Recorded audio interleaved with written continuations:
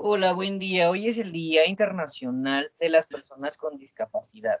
Estamos muy contentos porque es el primer conversatorio que tenemos como Lumari, como organización. Pues hoy fue declarado por la Asamblea de las Naciones Unidas mediante la resolución 24 diagonal 3. El objetivo es promover los derechos y el bienestar de las personas con discapacidades diferentes en todos los ámbitos de la sociedad y el desarrollo, así como concientizar sobre su situación en todos los aspectos de la vida política, social y económica. Tenemos como invitada a la doctora María Félix Palermo Borja, a el doctor José Ricardo Licona Rico y a la licenciada América Giovanna Hernández, que son miembros de Lumari, y es un placer tener el primer conversatorio. Me gustaría mencionar la semblanza de la doctora María Félix Palermo, coordinadora del área de psicología. Ella tiene un doctorado en ciencias de la educación por Grupo Universitario Zompango. Cuenta con la maestría en psicoterapia familiar por la Universidad del Valle de México, Campus Lomas Verdes.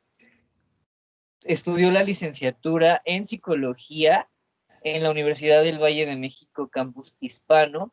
Actualmente cursa la licenciatura en Derecho en el mismo campus y pues ha hecho un chorro de cosas. Un placer tenerte con nosotros, Mari, y un placer de conocerte. El Muchas gracias. doctor José Ricardo Licona Rico es médico cirujano y partero por la Escuela Superior de Medicina del Instituto Politécnico Nacional. Cuenta con la maestría en geriatría por la Universidad Autónoma de Durango, entre otras cosas. También ha hecho muchísimas cosas. Él es el coordinador del área médica. América cuenta con la licenciatura en Derecho por la Universidad del Valle de México, Campus Hispano. Eh, es la coordinadora de Igualdad de Género y Gestión Social de la organización. Contamos también con la presencia de María Montserrat Vega, que nos está acompañando para mencionarnos cómo es el día a día, y ella tiene un hijo con una capacidad diferente y nos viene a mencionar cómo es el día a día y cuáles son todas las situaciones a las cuales se enfrenta ella como mamá y pues su hijo. Eh, Sin más preámbulo, quiero pasar a adentrarnos un poco en el tema para conocer pues el tipo de discapacidades, qué discapacidades existen eh, en un ámbito médico y psicológico. Quiero empezar con la pregunta para abordar el tema. Por favor, Ricardo, si nos puede brindar sus conocimientos. ¿Qué es una discapacidad?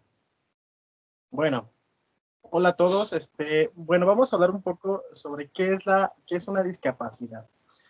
Que a mí en lo personal no me gusta mucho el término, lo vamos a abordar nosotros como una capacidad diferente, ¿ok? Pero bueno, acorde a la Organización Mundial de la Salud, una discapacidad pues se trata de básicamente de cualquier restricción o impedimento que una persona tiene para realizar una actividad con normalidad. Este tipo de discapacidad pues puede ser de forma temporal, puede ser permanente, así como también puede ser reversible o ser consecuencia directa de una deficiencia que tenga la persona. Eso en general es a lo que nos referimos como una discapacidad. Muy bien, pues es demasiado interesante, ¿no? Porque, pues sí, como usted lo dice, llamar como tal una discapacidad no es como lo adecuado, ¿no? Simplemente es una capacidad diferente y así podemos también, pues, contribuir y ayudar a eliminar estos estigmas hacia esas personas que, pues, vivimos con ellas a diario, por supuesto. ¿Qué tipos de discapacidades existen? Bueno, en general existen tres grandes grupos de discapacidades. Nos vamos a estar enfocando en las capacidades físicas, mentales y sensitivas. Pero bueno, existen otras clasificaciones en donde esta clasificación se amplía un poco más encontramos principalmente a 6 tipos. La primera discapacidad que les voy a mencionar es la discapacidad física. La discapacidad física, pues, se trata básicamente de una problemática que va a ir vinculada a una disminución y eliminación de las capacidades motoras o físicas de una persona, ¿sí? Eso es lo que hacemos alusión a una discapacidad física como tal. La segunda discapacidad que tenemos es la discapacidad sensorial, en donde tenemos nosotros alteraciones en la función de aquellas órganos sensitivos que nos van a ayudar a interactuar con el medio externo e interno. Estamos hablando de los sentidos, básicamente, por ejemplo, el oído y la vista, ¿no? Si tenemos una alteración en alguno de estos tipos de órganos, por así decirlo, vamos a generar una discapacidad sensorial. La tercera, nos referimos a una discapacidad intelectual. La discapacidad intelectual, pues, es aquella o toda aquella limitación que nosotros tenemos con respecto al funcionamiento intelectual, que nos va a dificultar la participación social y el desarrollo de la autonomía en cuestión de ámbitos como el académico o el laboral, ¿sí? Y bueno, aquí normalmente el IQ de la persona se va a encontrar disminuido con un rango inferior a 70 puntos. Tenemos la cuarta discapacidad que se refiere a la discapacidad psíquica. La discapacidad psíquica son aquellas alteraciones de tipo conductual y del comportamiento adaptativo, que generalmente van a derivar de un padecimiento o de algún trastorno de naturaleza mental, ¿sí? De ahí vamos a generar la discapacidad psíquica. La quinta discapacidad nos habla sobre la discapacidad visceral. La discapacidad visceral, pues, es, como su nombre lo indica, la alteración en una víscera, en un órgano que nosotros vamos a estar con un funcionamiento anormal. Un ejemplo, para que me dé a entender, es la insuficiencia pancreática. No tenemos el páncreas nosotros, un órgano del cual cuando empieza a disfuncionar nos va a generar una enfermedad, por ejemplo la diabetes. A esto nos referimos como una discapacidad visceral o a problemas propiamente de nuestro corazón. Y bueno, la última, estamos hablando de la discapacidad múltiple, en la cual se va a derivar de una combinación entre las anteriores. Podemos tener una discapacidad física combinada con una discapacidad psíquica, ¿no? Por ejemplo, una discapacidad intelectual con una discapacidad psíquica. A eso nos vamos a referir básicamente con la discapacidad múltiple. Entonces, englobando estos 6 tipos de discapacidades, podríamos saber a cuál pertenece cada padecimiento al cual nosotros podamos tener. No todas las discapacidades nos van a limitar a la persona a interactuar con su medio externo, pero sí algunas de ellas. Muchísimas gracias. Y a veces no sabemos distinguir en los tipos de discapacidades, ¿no? Tendemos a confundir. Hay algunas cosillas. Doctora María Félix, si la familia es el eje principal en el cuidado y protección de los hijos, ¿qué pasa cuando un hijo con una capacidad diferente llega a la misma? Hola, buenas tardes a todos. Pues mira, tener una capacidad diferente viene siendo un fenómeno que ya se encuentra muy vigente en nuestra sociedad. Y como bien mencionas, siendo la familia ese eje principal en el cuidado y protección de los hijos, obviamente la llegada de un hijo con un diagnóstico, con una capacidad diferente, va a alterar todo el estado emocional de los padres, debido a que los padres pues van a presentar un desgaste emocional al recibir este diagnóstico. Este diagnóstico de su hijo. Aunado a ello, van a sentir como que la frustración que van a experimentar, esta frustración, al no cumplir las expectativas que genera este deterioro en el sistema familiar, y principalmente se va a dar en las relaciones afectivas comunicacionales dentro de la familia. Esta capacidad diferente, como lo queremos abordar, va a traer todo un evento que trae consecuencias aparejadas en las vicisitudes sociales. La familia viene siendo la más afectada. Es decir, cuando un infante es diagnosticado con una capacidad diferente, los padres, quienes asumen ese rol protagónico en cuidado y protección, van a crear como una especie de conflicto intrapsíquico, mismo que va a generar intensos síntomas de anhelo, de tristeza o pérdida de sentido de la vida, lo que va a llevar a la familia y principalmente a los padres a que desarrollen este desgaste emocional, ya que va a aflorar una serie de problemáticas psicosociales cuyas características suelen ser depresión, ansiedad, problemas de sueño, estrés, inconformismo, la inestabilidad laboral, porque todo va a generar una afectación significativa en la vida de cada sujeto y de su entorno. Entonces, sin embargo, siendo los padres y los demás familiares quienes tienen que entregar al niño las oportunidades de participar del mundo, van a tener que promover la educación formal y todas estas situaciones van a dificultar que la familia pueda sobrellevar esta situación. Entonces, en ese sentido, las consideraciones con respecto al recibimiento del diagnóstico como generador de impacto va a traspasar o va a permear en las relaciones conyugales y familiares, mismas que pueden detonar un estrés y un cierto rompimiento en la armonía familiar. Muy interesante. Nos gustaría saber cuál es el impacto psicológico y reacciones emocionales de los padres ante la recepción del diagnóstico. Bueno, yo creo que recibir un diagnóstico de una persona con capacidad diferente, pues se va a convertir en esta etapa crítica para los padres, como bien lo mencionaba, ¿no?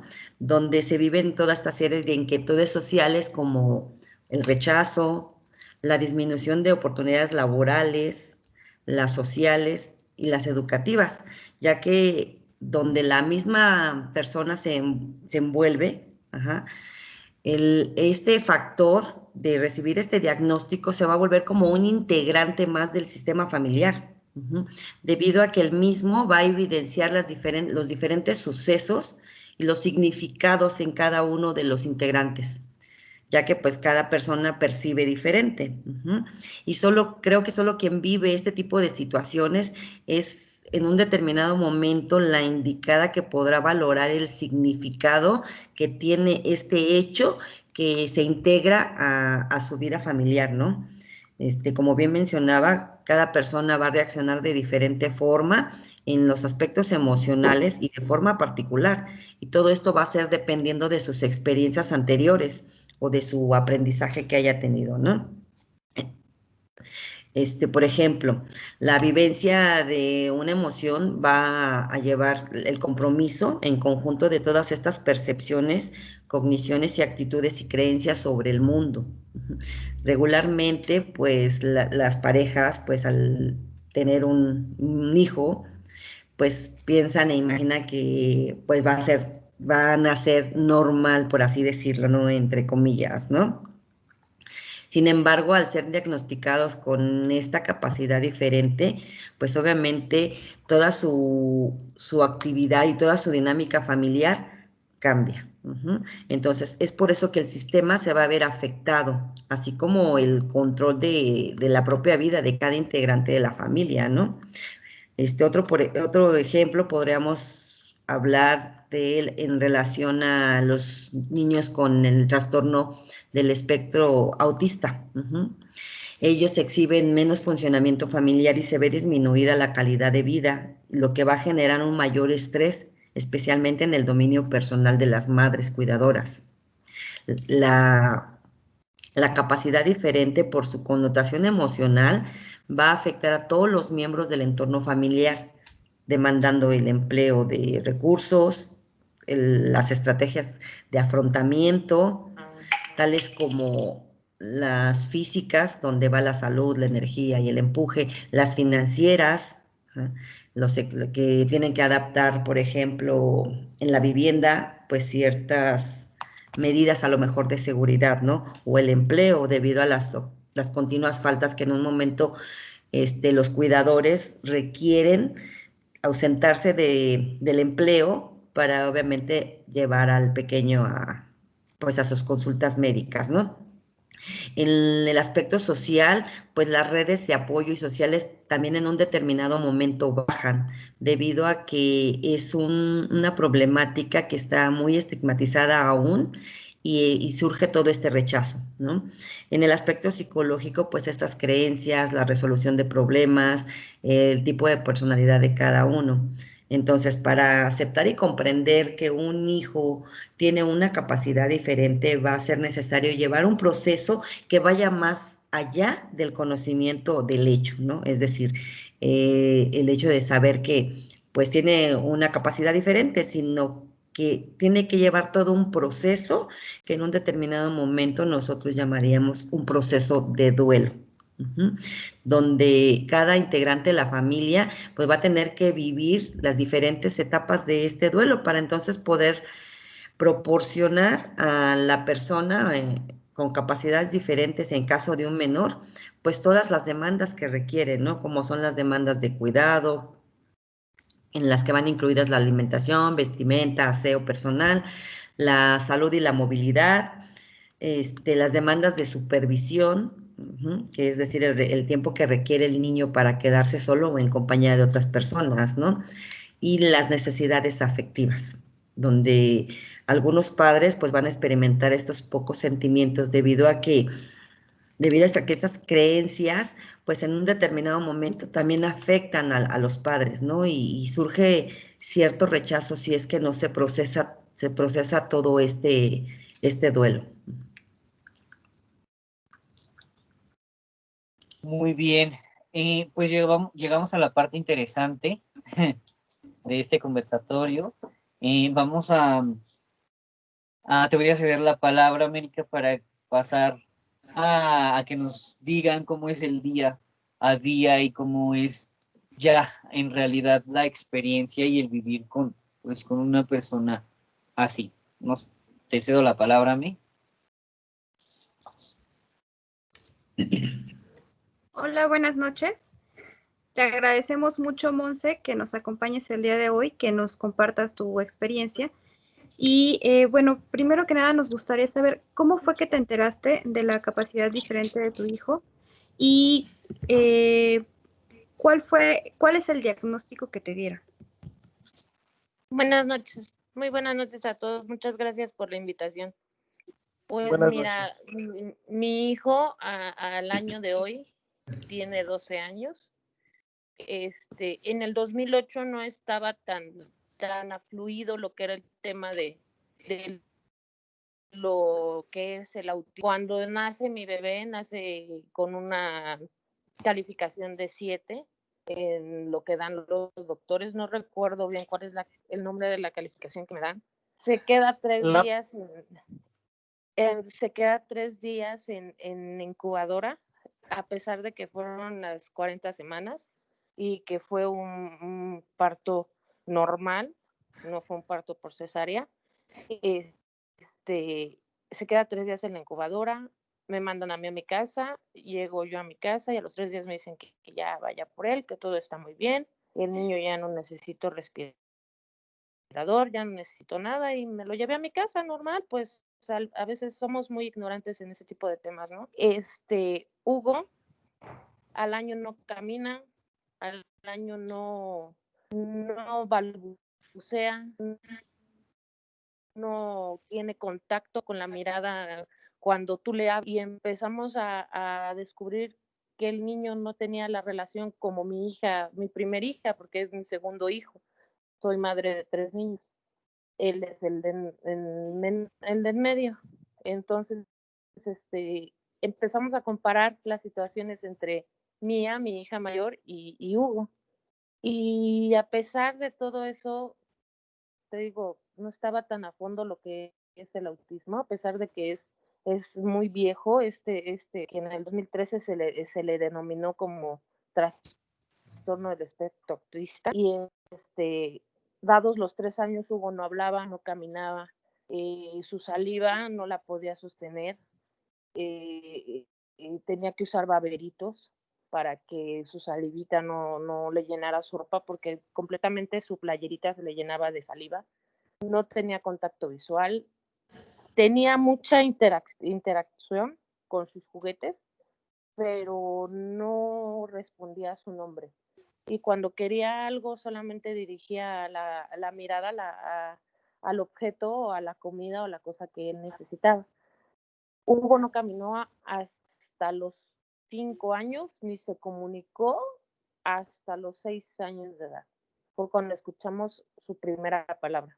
Y su primera palabra fue agua, porque le gusta mucho todo lo que es los peces, lo que es las tortugas, lo que son todo lo que conforma con el agua.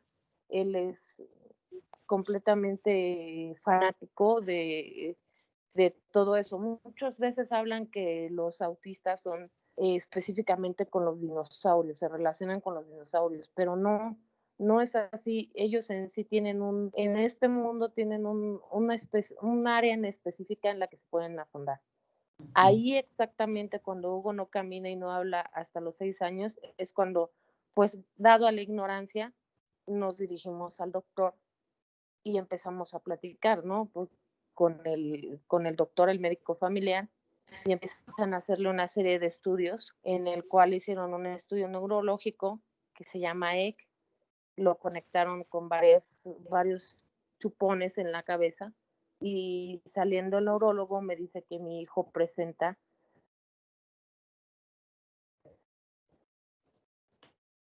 pero que en este trastorno hay 5 diferentes tipos de trastornos.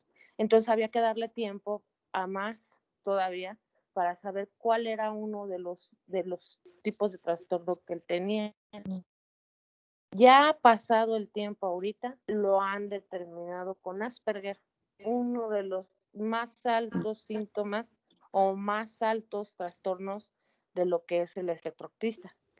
Él no tiene la facilidad de entender un sarcasmo. A él no le puedes decir, te voy a dar mañana 2 pelotas porque al otro día te está exigiendo las pelotas. O si tú le dices, no sé, cualquier tipo de cosa que nosotros entendemos y decimos, no, me voy a tomar una coca ahorita o sí voy a ir a la tienda, ahorita te lo compro. No le puedes decir nada de eso porque él cree que sí lo vas a hacer.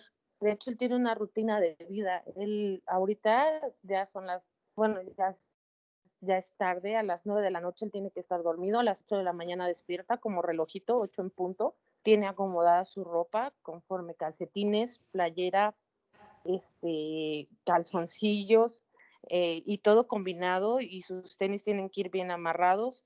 Ya se expresa de una manera muy diferente antes. Afunda mucho en los temas. El tema que tú le relaciones o le preguntes algo, a lo mejor en el momento no lo sabe, pero la tecnología ahorita ya está muy, muy avanzada. Tiene su teléfono, no le puedes quitar el teléfono para nada y te afunda en el tema. Él ahorita está muy relacionado con lo de la reina Isabel. Tiene una afección a ese país y a lo que vive la reina Isabel. Sabe su nombre, sus años, cómo, si muere, cómo va a afectar a la economía en México. O sea, cosas que realmente, como dijo el doctor, a veces lo decimos como discapacidad, pero suelen ser un poco más inteligentes que nosotros. O por lo menos yo veo la vida diaria de mi hijo de esa manera. La relación con las personas no es muy buena. No es muy buena porque él no tiene la capacidad de mentir.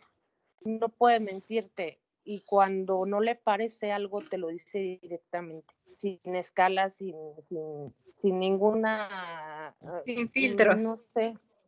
Sí, o sea, si, por ejemplo, en mi caso, mi desempeño, que yo soy policía, su padre es policía, nos dice, se leyó el reglamento de tránsito y nos dijo así como que, oye mamá, ese carro lleva esto y lleva el otro y lleva aquello, ¿por qué no lo infraccionan? Porque en el reglamento de tránsito, en el artículo tal, se tiene que infraccionar. Y hay cosas que no puedes definirle bien o no puedes explicarle de una manera cómo es el mundo, ¿no? Cómo es la sociedad.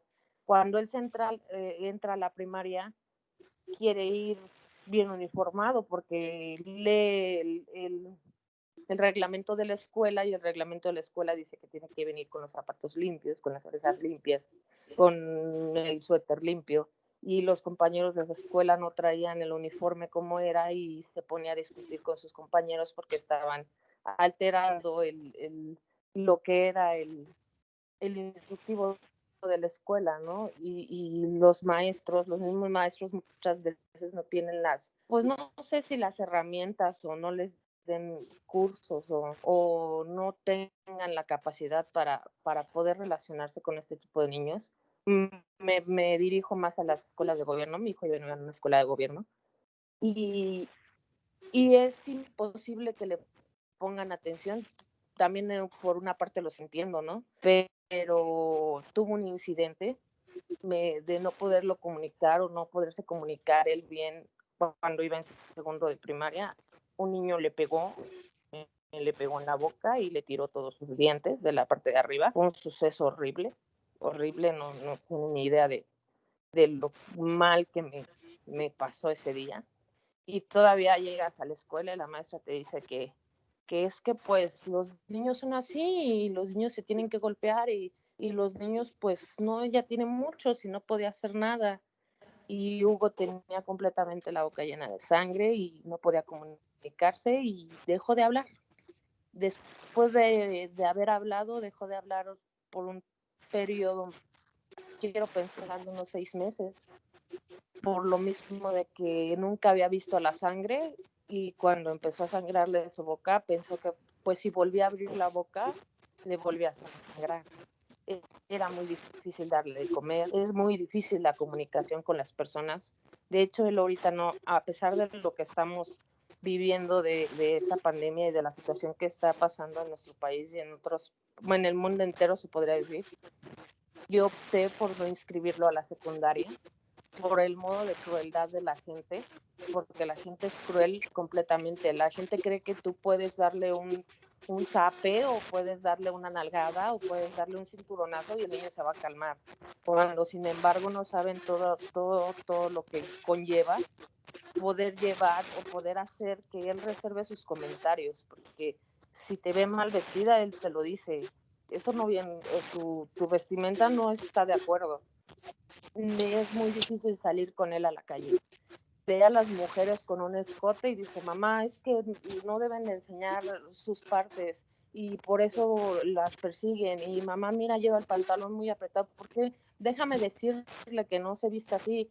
Y hay cosas en que, de verdad, como lo dijo la doctora, no puedes asimilar como madre, no puedes pues limitarlo, ¿no? No puedes expresarle y decirle, no, mira, mi amor, el mundo es así y no todos vamos a vestir como tú quieres vestir, porque él viste de una manera muy formal, o sea, él siempre, su camisa, sus zapatos bien boleados, siempre tiene que oler bien, siempre tiene que estar bien peinado, siempre tiene que estar, él dice que tiene que estar gentil para que la gente lo vea bien. Entonces, cuando él sale al mundo exterior y ve que no es como él piensa, las cosas son muy difíciles, de verdad. Las discapacidades que no, como dijo el doctor, vuelvo a repetir, no deberían de llamarse discapacidades, sino pues formas diferentes de vivir, ¿no? Son muy difíciles en el mundo exterior. Así es, coincido mucho contigo, Montserrat, en el comentario que estás haciendo. Una discapacidad no es tal una discapacidad, afortunadamente la naturaleza es muy sabia y creo que se desarrollan muchas cosas aunado a una discapacidad. Como bien sabemos, los ciegos desarrollan un gran oído y yo creo que así podemos enumerar cada una. En este caso, yo creo que en el tema de tu hijo, pues ese tema de la gran memoria, de tener, ser muy detallista en lo que lee, recordar datos específicos, poder profundizar en temas, creo que es una parte de lo que él desarrolla y es más que una discapacidad, una cualidad que no todos tenemos. Me gustaría saber un poco más acerca de... Sí, perdón, disculpa. No, sí, te comentaba que sí, es exacto. A él le preguntas conforme un día y te dice la hora, la fecha exacta, Sí, lo así que es. sucedió en ese momento. Muy bien. Me gustaría saber un poco más acerca de ustedes como familia, cómo afrontan esta situación y cuál fue la problemática dentro de tu entorno familiar. No, de hecho, no fue. Continúa. En su caso de ustedes, bueno, yo vivo con mis padres, vive una de mis hermanas conmigo, vive su hijo de mi hermana es madre soltera, su hijo ya es un adolescente, y mi papá, pues, como bien lo menciona, vuelvo a decir la doctora, pues piensan todos que vas a tener un hijo normal, ¿no? Que la normalidad para mí, y en este caso, pues no existe. Ninguno somos normales. Todos somos diferentes y así lo tenemos que ser, ¿no? Pero mi padre aún a estos tiempos no lo entiende. Mi padre es una de las personas ya grandes que piensa que si yo lo corrijo y yo lo enseño a hacer las cosas como se deben de hacer o como antes, él tiene que aprender a hacerlo. Sin en cambio, yo no puedo ponerle límites o hacerlo que actúe como nosotros, porque su cerebro, su discapacidad neuronal no responde igual que nosotros. Con mi sobrino tengo diversos problemas por la misma situación, que aún a estos tiempos ya su saliva ya no la derrama tanto como antes, pero aún la derrama, y hay veces que cuando habla está cerca de ti, pues te llega a caer, y pues mi sobrino así de que, pues tu baba, ya me tiraste tu baba, y ese tipo de incidencias son, o sea, vives en la calle y las vives en tu casa. No todos tenemos la misma capacidad de comprenderlo. No es algo muy bueno. La persona con la que él está completamente más pegado es con mi madre, porque pues yo trabajo 24 horas, descanso 24 horas, y mi madre sí es con la que se comunica completamente, ¿eh? O sea, hay cosas que a lo mejor a mí no me cuenta, y a ella en su totalidad es con la que sí se entiende y con la que completamente es afín a ella. Yo no sé, y quisiera de verdad sí aprovechar una consulta con la doctora. Nunca hemos sido un psiquiatra, a un psicólogo, hemos sido a puros psiquiatras, porque para la discapacidad neuronal te mandan siempre en el seguro al psiquiatra a medicar, a darte pastillitas, a que el niño entienda que con las pastillas él va a reaccionar, cuando a veces no es ni necesario darle la medicina, ¿no? Porque al contrario, se me pone más alterado con la medicina, se me pone más con nervios, tiembla mucho, él cuando se pone nervioso empieza a temblar, empieza a repetir una misma frase y una misma frase y una misma frase, o sea, son diferentes tipos de cambios en su estado. En mi casa no hay una buena relación con él, yo siento que también eso le afecta demasiado. Y en la calle, pues es mucho peor aún. En la calle, ¿tú has sufrido algún tipo de discriminación? Sí, sí, en la escuela. En la escuela. Las escuelas no están, las escuelas de gobierno, a pesar de que tienen ya ahorita la ley de la SEP, ellos tienen la obligación de aceptar a todos los niños con discapacidad. Inclusión. Ellos como maestros te enfocan y te dicen que tienen muchos niños y que no tienen el curso o no tienen la capacidad para poder asistir a tu hijo. Entonces lo único que hacen con tu hijo es aislarlo de todos los demás y darle sus actividades que tiene que realizar y dirigirse con todos los demás niños. Y para lo que era la educación física, era así de que tú no, porque te puedes pegar o te puedes lastimar y tú mejor te quedas aquí sentado y todo lo demás grupo haciendo educación física. Y en las obras de teatro, en las actividades, en los homenajes, en todo lo que pudiera hacer, era completamente excluido, ¿eh? No había forma de que pudieran integrarlo. En ninguno de los años que fue a la primaria fue aceptado para hacer o compartir algún desarrollo con ellos. Jamás, jamás, nunca. Y discriminación por parte de la escuela, sí. Y discriminación por parte de la calle, pues de la gente de la calle también. De la familia igual. No, es un tema muy difícil de tratar. Yo creo que es más difícil. No quiero disminuir las demás, los demás trastornos o las demás experiencias neurológicas, pero creo que el autismo es mucho más difícil de comprender porque los ven hablar, bueno, en el caso del Asperger los ven hablar de una forma muy sutil y de repente ya no hablan.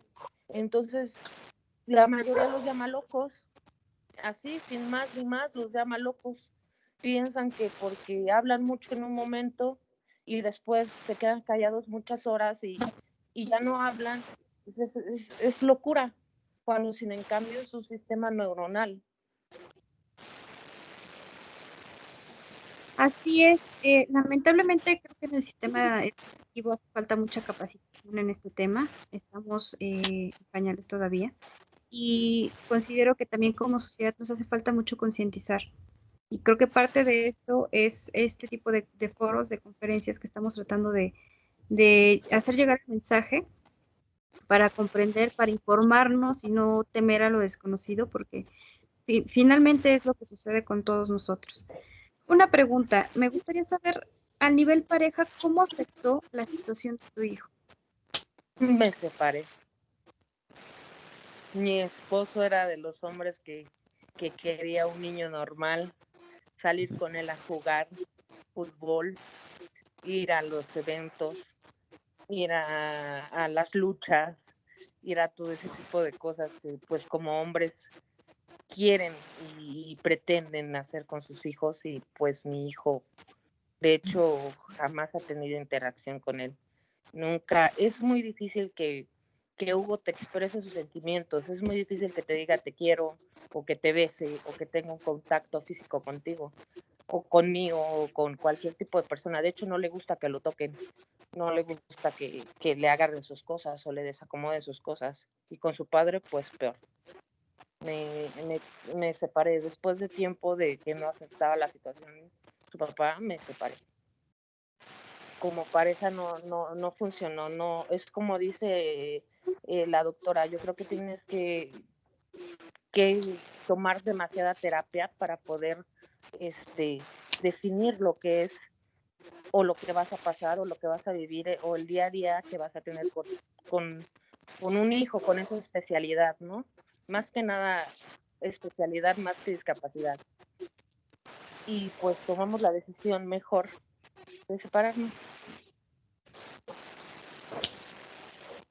Muchas gracias. ¿Cómo tú le planteas la separación a tu hijo para que él entienda esta parte? No, créeme que no es necesario planteárselo, él mismo se dio cuenta. Es demasiado inteligente a pesar de las cosas, es demasiado inteligente porque él, te digo, habla sin tabús, habla sin darse cuenta del daño a lo mejor que puede hacer con los demás, ¿no? Y él muchas veces me ha dicho, mi papá se fue porque yo no hago lo que los demás niños hacen. Y digo, no, Hugo, tu papá no se fue por eso, tu papá trabaja y es muy difícil que pueda estar con nosotros en la casa, pero tu papá te ama, tu papá está contigo, tu papá, al momento en que le hables o le hagas una llamada, tu papá va a estar aquí siempre contigo. No, mamá, mi papá no me sabe comprender, mi papá no se desespera cuando está conmigo porque yo quiero platicarle cosas y él me dice, sí, ajá, no, sí, sí, cuéntale a tu mamá y después platicamos. Es algo muy difícil, es algo muy difícil, pero a la vez lo entiende y sabe que por su especialidad que él no está aquí.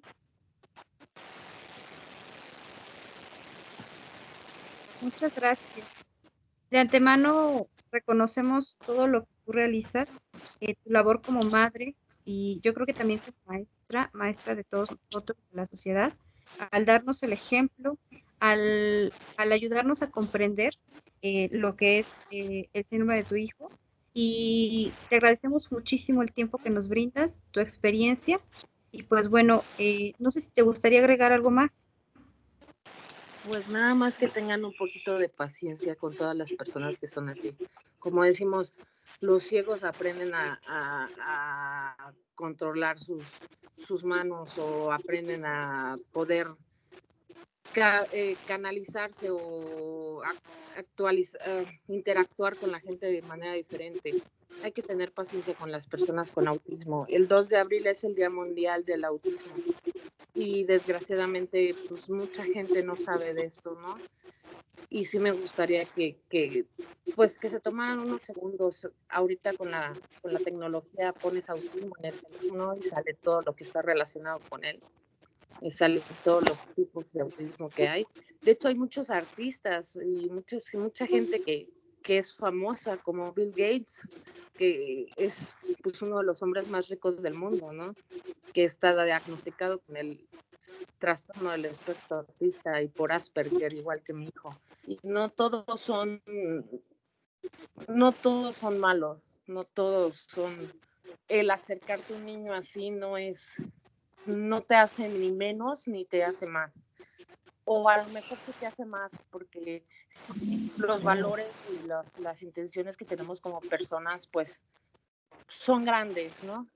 Entonces, el tener la interacción con un niño o con un adolescente, en este caso con mi hijo que ya es adolescente, es maravilloso, de verdad, es algo maravilloso. Yo en vez de decir o de preguntarme el día a día por qué me tocó un hijo así o lamentarme o algo así, agradezco de verdad a la vida que me haya dado la oportunidad de conocer y de tratar a una persona como la que es mi hijo. Yo soy madre y estoy completamente orgullosa de cómo es. Cada día comprendo una cosa diferente de él, cada día me enseña más, en vez de que yo le enseñe a él, él me enseña a mí, yo aprendo de él y es de verdad algo excepcional. Nada más eso, que tengan un poquito de paciencia en poder entenderlos, y que si te dice algo un niño con autismo, te dice, muchas veces me ha tocado que vamos a algún centro comercial que no le gusta también, él distingue mucho los sonidos para él son muy fuertes, no son como para nosotros, y vamos a un centro comercial y empieza a ponerse nervioso y la gente empieza a verte y empieza a comentar y a decir y a hablar y sin saber lo que tú estás viviendo, ¿no? Tener tantita tolerancia nada más y si te dice un niño con autismo que eres fea o que eres gorda o alguna cosa de esas, no es tanto por hacerte daño, sino porque él su forma de ver el mundo, su forma de ver a las personas. No es tanto por afectarte o agredirte, sino porque de verdad no sabe lo que es de hecho no tiene ni siquiera la intención de agredirte, sino nada más de mencionártelo. Y pues solamente eso. Pues muchísimas gracias y de nuevo agradecemos también a los profesionales que el día de hoy están de Lumari, y pues bueno, nos gustaría dejar un mensaje a las personas que están viendo esta entrevista. Les invitamos a que se informen, a que escuchen, a que comprendan, a que no les dé miedo acercarse a las personas con discapacidad. Creo que tenemos mucho que aprenderles, tenemos mucho que recibir y que darles a ellos. Ellos son personas que todo el tiempo dan amor, dan cariño, y así como lo dice Montserrat, sin filtros, lo dan directamente y porque les nace. Y yo creo que es momento de que aprendamos esa parte de nosotros también, acercarnos a la gente sin filtros, sin máscaras. Y bueno, me gustaría cederle la palabra a Luis para que nos ayude a cerrar esta sesión. Pues sí, el objetivo de estos conversatorios es concientizar, ¿no? Y todos pues somos parte de esta sociedad y no tenemos que vernos como anormales. Esa palabra no es como la correcta, porque todos somos personas y tenemos que ser valorados por lo que somos, ¿no? Si no tenemos que ser discriminados por alguna diferencia en nuestro cuerpo, o porque a lo mejor a ti te puede gustar el color negro y a mí me gusta el color azul, ¿no? O sea, está súper tache, ¿no? Súper mal que exista esa diferencia entre las personas únicamente por algo como una orientación sexual, como una capacidad diferente. No, tenemos que aprender a convivir y a respetar, nada más eso, respetarnos como personas. No sé si alguno de ustedes, Mari, Ricardo, quieran agregar algo. Sí, pues es muy importante, como comentábamos, informarnos, concientizarnos, y no nada más hablar, juzgar. Tenemos que ser empáticos, ajá, empáticos con los demás. Y siendo estrictos, si nos apegáramos a la definición que yo les di hace rato de discapacidad, como lo dice la Organización Mundial de la Salud, todos la tenemos. Todos tenemos algo diferente y más que nada hay que aprender a convivir, a tener una convivencia sana, a ponerse en el lugar de la otra persona y poder más que nada generar apoyo, informarse. Para eso estamos nosotros los profesionales, los psicólogos, los médicos, preguntar, no nada nos quita en vez de juzgar, ¿sale? Entonces, es lo que a mí me gustaría dejar ahorita como conclusión. Gracias. Bueno, yo estoy de acuerdo con ustedes y sin embargo, antes de cualquier cosa, quiero ofrecerle a Montserrat mi admiración y mi respeto porque creo comprender todo lo que vive. Si en un determinado momento nosotros de cierta manera tenemos hijos que, entre comillas, lo voy a poner, sanos, por así decirlo, y que a final de cuentas también tienen capacidades diferentes, ajá, puedo comprenderlo, todo el transitar de vida que va teniendo Monse, está Montserrat. Entonces, de verdad, Montserrat, te agradezco mucho que nos hayas compartido esta experiencia de vida, puesto que muchas veces las personas magnifican todo, pero a la vez lo minimizan. Ajá. El hecho y lo que vive cada quien. Y como bien menciona, se tiende más a juzgar, a discriminar. Entonces, esta es la idea y el objetivo de este tipo de conversatorios que queremos realizar, que Lumari pretende realizar para poder fomentar más la inclusión de personas con capacidades diferentes. Y yo cierro con una frase que leí que dice que la única discapacidad realmente peligrosa está en el cerebro de quienes creen que ser diferente es menos. Entonces, fomentemos la inclusión de las personas con discapacidad. Creo que es un compromiso de todos el poder vernos, como bien lo mencionaba Luis, todos somos personas y todos a final de cuentas somos diferentes. Somos diferentes y todos tenemos capacidades diferentes. Muchísimas gracias. Ay, perdón, Monse, si en un Muchas gracias a ustedes. si requieres pues la atención, estoy a tus órdenes. Muchas gracias, doctora. Muchas gracias. Muchas gracias. ¿Quieres añadir algo, América? Muchas gracias. Nada más agradecer también a las personas que nos están viendo el día de hoy, reiterarles la invitación de acercarse, de informarse, de no tener miedo de convivir, de ser conscientes, como bien lo dice la doctora, de que todos y cada uno tenemos una capacidad distinta y vernos como parte de esta sociedad y verlos también a ellos, integrarlos e integrarnos nosotros, porque más bien somos nosotros los que debemos de integrarnos a ellos. Creo que ahí radica la diferencia. Gracias. Muchísimas gracias. Vamos a seguir con estos conversatorios. Y a mí, para cerrar el ciclo el conversatorio del día de hoy, me gustaría que le demos un aplauso a Monse, porque de verdad, como lo dijo Mari, es una labor muy grande la que hace a diario y pues al haberse quedado sola y ella seguir luchando y decir, ok, tú no quisiste, yo sí amo a mi hijo y diario, con el día a día, pues voy a hacer todo lo necesario para que él esté bien. Así es. Muchas gracias a todos, de verdad. A ti, Monse, por habernos compartido tu experiencia. A ti, muchísimas gracias. Gracias, Monse. Muchas Pues, gracias. muchísimas gracias. Gracias a todos. Gracias.